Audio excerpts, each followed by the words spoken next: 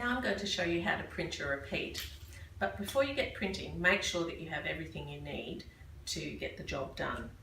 That means your print paste and a spatula, a damp cloth for wiping up any spills, a squeegee, your screen, a hairdryer, and your fabric stretched out on the print table next to your stops. To choose a squeegee, you need to make sure that the squeegee is slightly wider than your artwork or design. This one is slightly narrower, so while I could print twice like that, it's much easier to choose a squeegee that's 3 or 4 centimetres wider than the design, and you can easily just pull through the design with one stroke.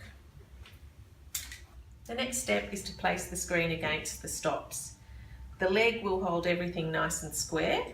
Once it's in place, use a generous amount of print paste and place it at the top of the screen. Fabric printing uses a lot of print paste.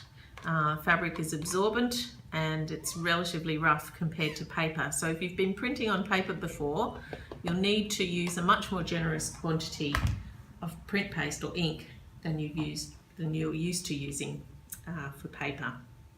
Okay, print paste down, squeegee goes on the screen side of the print paste, and holding at a 45-degree angle with a nice firm pressure, not too heavy, just firm and comfortable, I'm going to pull the squeegee through the print paste. When I get to the bottom, I'm going to tap to get rid of the excess. Place the squeegee on the other side of the print paste and pull the squeegee back through. When I get to the top, I'll tap again to get rid of the excess. Make sure the screen doesn't move when you're tapping. Put the squeegee to the side. Place a hand on one side of the frame and lifting from the other like a door hinge, I'm going to lift the print up.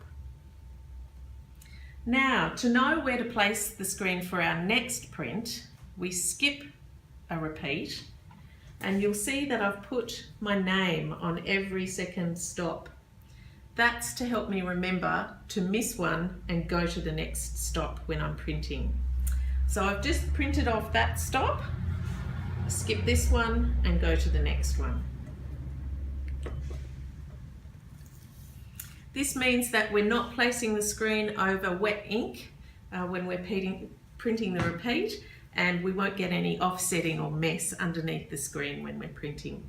So same process again, we're going to use a 45-degree angle to pull down and back up through the image. Tap and pull back up and tap again. So we're going to skip a stop and move on to the very last stop. So skip one and move along.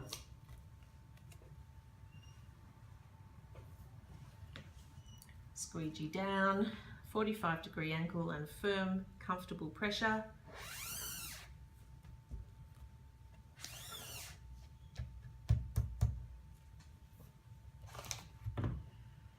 Hinge the screen and lift it off. So now you can see that we've got every second repeat in our design printed. Before we can come back and print the ones in the middle, we need to dry off those prints, and I'm going to use a hairdryer to do that. Make sure you use the overhead plugs for the hairdryer so that there are no cords across the walkways in the screen print room.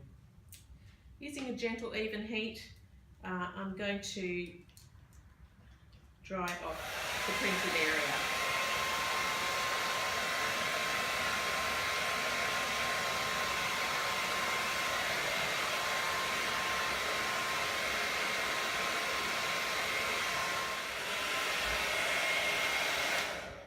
Once the print's dry, we can come back and print the remaining sections. Find the right registration stop and put your screen down on the table. Same process again, 45-degree angle, pull down through the screen, tap, and pull back up, tap, hinge it off,